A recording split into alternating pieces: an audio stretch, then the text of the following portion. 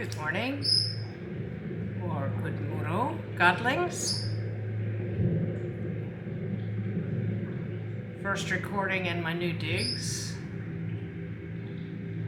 Tapering the sound down here so we can talk.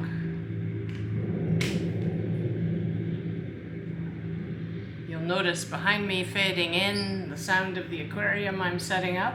Haven't had one in like 30 years. So you hear it bubbling back there as I'm filling it slowly with distilled water. I like to start out really pure. Okay, yeah, that's the tank back there, and obviously I'm gonna have to reposition so that when the tank is ready to go, we can use it as background. Okay, a couple of things I want to talk to you about this morning. First of all, I'm loving my new digs. I love the new neighborhood. The birds are here. My peacocks are out in the yard and they're doing well. And I'm doing fairly well. I'm recovering from all the move and icing joints that are really hurting at night, etc., to treat them so maybe they get better a little more quickly than they have been. Okay, I have started having a little bit of channeling again. Hard to get that going when I'm really caught up in making projects come. In the distance you may hear some saw noises because the gentlemen who are building the privacy fence around my backyard have returned and have begun to do work on that. And so everything is coming together slowly in stages. Every day I try to get a little something done. But I did a couple of days ago get a little bit of a channeling provoked, morning thunder style, with the morning dose of medical cannabis for the seizures. The lighting in my office here is much better, as you probably noticed already. Anyway, I'll show you around the house once I've got it fully set up. But I wanted to talk to you about this channeling. First of all, it's important to realize that everything happens in the mind.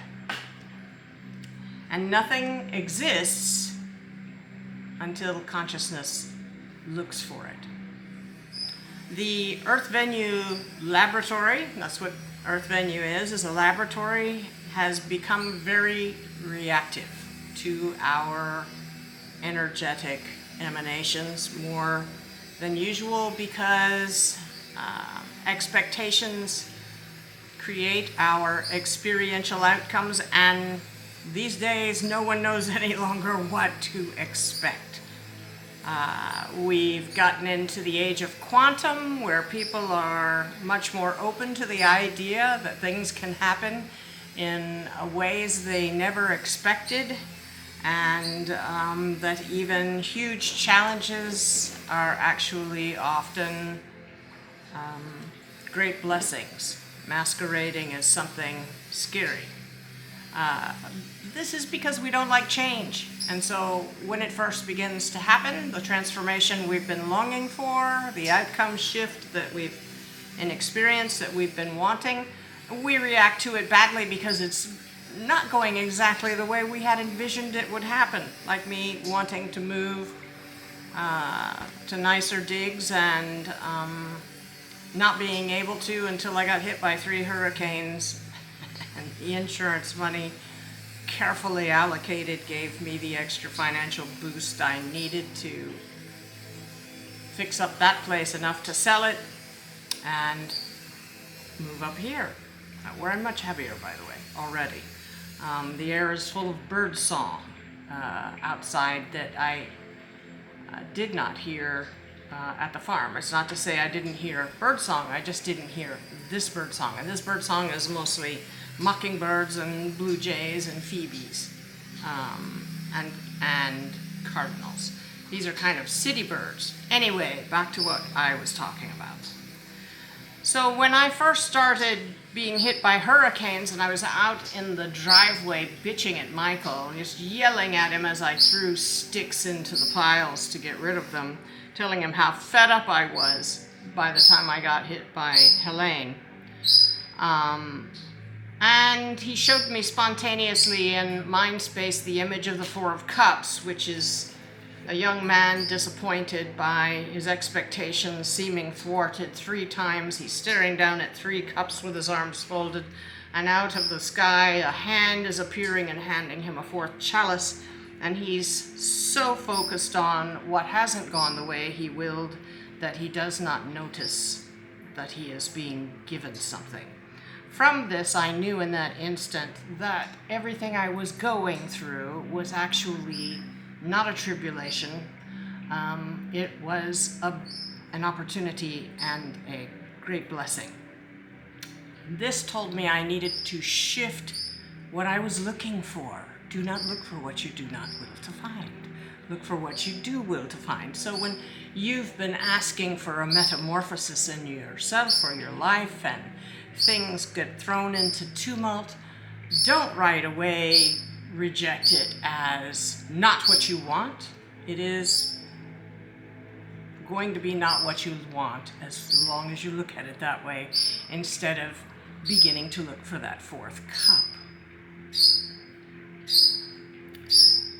So because no one knows any longer what to expect, our notions of what we all call reality having been so challenged and reconstructed by our growing commonality of knowledge of the quantum effect,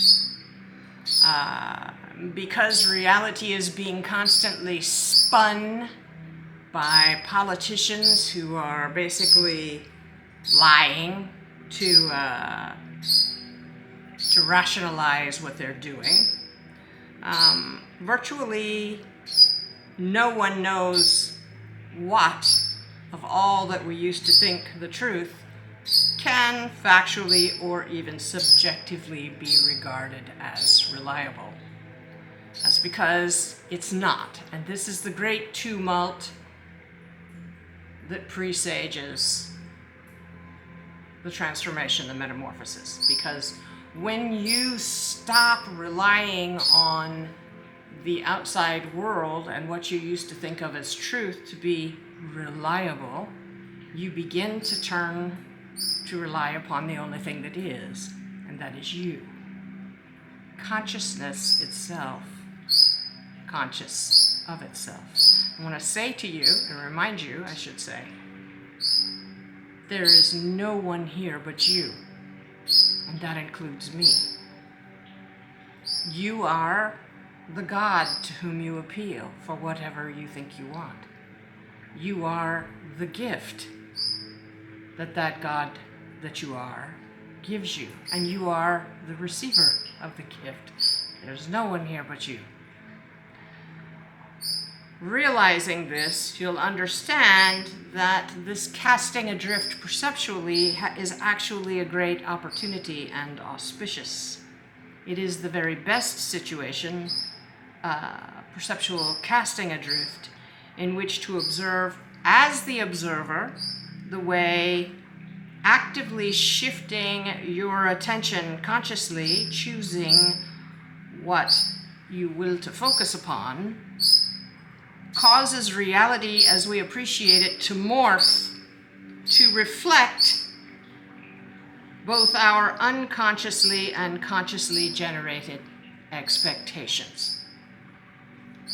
So, in the casting adrift and the storm of perception, focus away from what you can't rely upon and on to what you can rely upon, and that is your own presence. And then practice shifting what you look for and what you say to yourself about the situation, and then observe the way your experience of the reflected image from the world actually shifts with your consciously chosen focus of attention.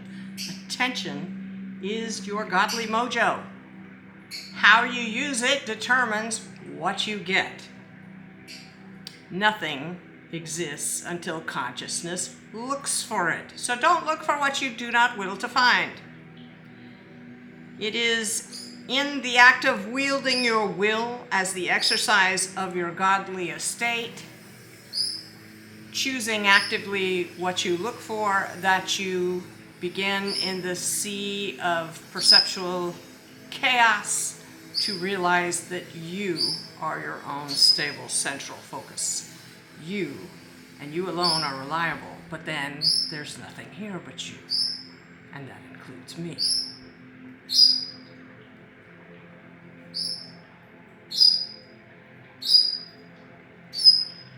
It is through this narrow, subtle doorway that one steps into one's own. This is salvation.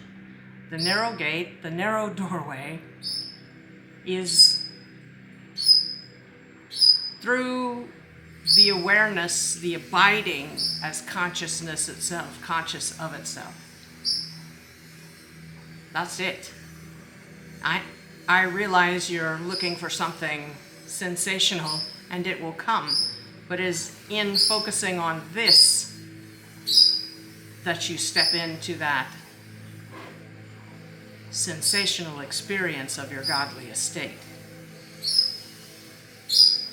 and absolute sovereignty over your subjective experience. There is no better environment than what we're going through right now for you to exercise this and notice, actually experience what I'm describing to you. When everything else cannot be relied upon, you, consciousness itself, conscious of itself, are the stable point. Use this. That is the fourth cup. Lucidity, which is having a direct experiential, that is Gnostic knowledge of what I've been describing here as the way reality works. Lucidity changes everything.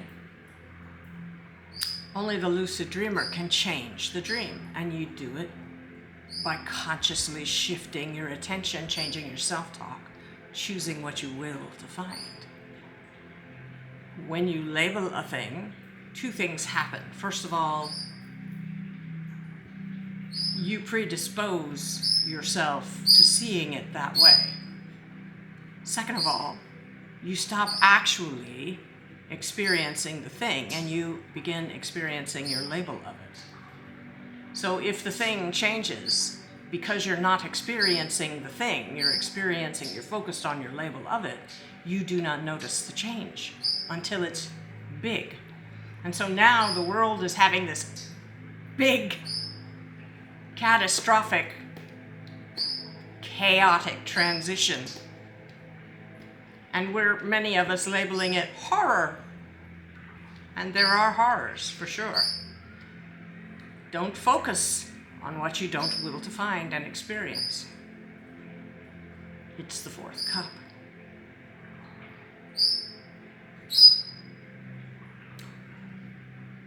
Indeed, the dream created by our collective conscious and unconscious, expecting, willing, and the focus of our attention to find and experience actually makes the experience that we have through manifesting it as the present relative truth that is our emotional subjective response. We're doing this to ourselves. As the Course in Miracles tells us over and over again, you're doing this to yourself. It's not that truth no longer matters or exists. Realize that in the face of all the spinning and the lying that you're witnessing, we're witnessing. Realize that you are the truth. That's the fourth cup. Step through that door into the experience of yourself. You, consciousness itself, conscious of itself as the truth. The truth. There's nobody here but you.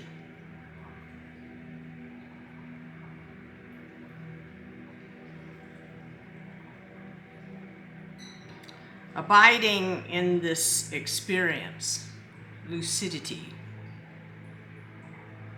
you, we, consciousness, exercises our godly estate, focusing attention to create extensions of the truth of our godly estate and agency and our consequent responsibility.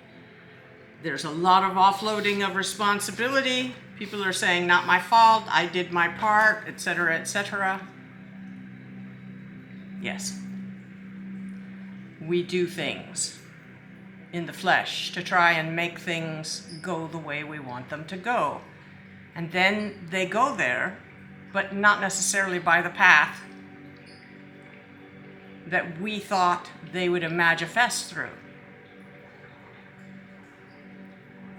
And with so many gods, and that's what we are,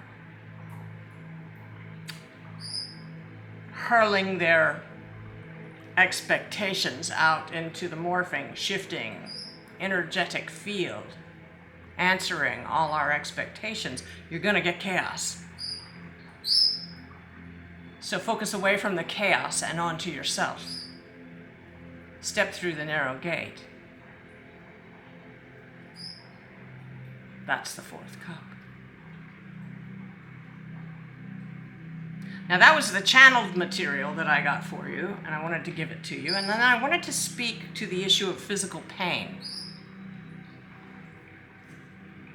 I'm in pain physically all the time. Some of it sometimes very intense. And I do things in the physical to address the injuries. Some of them I don't even know how I got them. But in the interim, I don't pay them any mind. I give them no attention. Every moment to me is graced and blessed because I was kicked in the face by a horse and killed, and I'm back. Been back now for 46 years. And so, because I've had symptoms ever since, some of them quite intense, reminding me I had that experience. I don't feel like I'm here on borrowed time. No, this is time that I seized. And for so long as I am able with my attention and my directed will to persist here, I am going to do all of the work I can to realize the objective that brought me back to Earth Venue, and that was to teach you about lucidity in the dream of the world and how to claim authority over your experience. So, dealing with physical pain for me is a matter of where I put my attention. And I have, when I have been in really serious pain, simply left my body. I don't do it by going into an outside world experience, an astral experience of a world that doesn't really exist out there. I go into myself through the narrow gate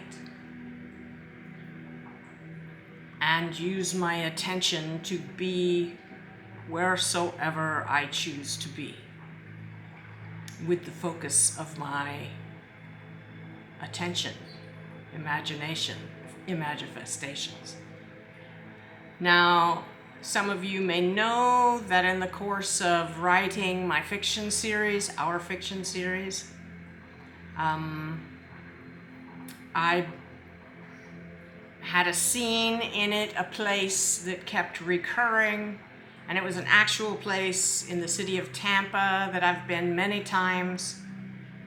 And so it exists in two worlds. The world I created with the fiction series and here in this world.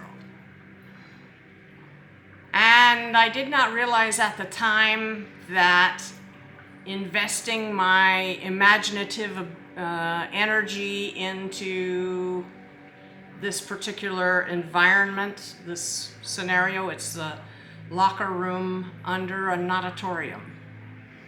I didn't realize that manifesting it over and over again in order to write the scenes that played out therein was actually building something in the etheric realms. I didn't know that's what I was doing when I did it, but then when I was going through Lexapro withdrawals, I spontaneously found myself there over and over again, and things began to change in the environment that I had not changed. None of my manifestational work had gone into these changes. They were spontaneous, and whereas I had to manifest every little detail of it by directing my attention and focusing my will to create an experience of it initially, suddenly, like the birds and the waves and the things that I had manifested no longer required my will. They were all working simultaneously, and people started showing up there, people who have their bodies fell off, what we call dying, their bodies fell off, and they began showing up in the portal. That's what I came to call it, because it connects Earth venue to the venue in which the book series, the fiction series plays out. That world is called Terra, and it connects it to the perfect world through another access point. So it is a portal between at least 3 venues now. It exists as a freestanding structure in the astral. We have created a few audio files using binaural beats, mostly theta with a bit of delta in one of them, thrown in alternating theta and delta, to create an acoustic experience of the portal and to facilitate manifesting the experience of being in the portal. I'm getting some good feedback on it, and because it exists in the book series, the Vampyre Grail Affairs, which you can get in our store at crackedpotpublishing.com, because it exists, the portal does, in that series. If you read the series, which is literary erotic fantasy, you can get the description of the portal and understand the emotional resonance of that environment. And as it already exists in the etheric realms, when you try to escape your body and bodily physical pain, it's easier to get to. So I do recommend it. You can purchase the audio files at crackedpotpublishing.com. Also, you can get the Vampyre Grail Affairs there, obviously. You don't have to read the series to use the portal audio files. There's the portal, which is all theta, and then there's portal to the perfect world. So I encourage you to try those for pain management. Also, for pain management, heat and cold, as it works for you. If heat makes the pain worse, try cold. If cold makes the pain worse, try heat. More and more, I try to use mind and attention to manage pain, bodily positioning, and I look for the 4th cup. And in being constantly on the lookout for the 4th cup, I am abiding lucidly, using my attention to look for what I will to find, which is your ultimate escape from all suffering. It is salvation. That is the narrow gate. So that's what I recommend with pain, physical pain. Then there's the other issue of the fear and the dread that comes out of physical pain. When we're faced with things that seem out of our control and uncomfortable, we become fearful. And that's a beautiful time to learn that you are the steady, peaceful center. You are the truth. You are what you can rely on. And if you will use it to learn to wield your will to focus on what you will to find, using your attention accordingly, you will use it to realize your salvation.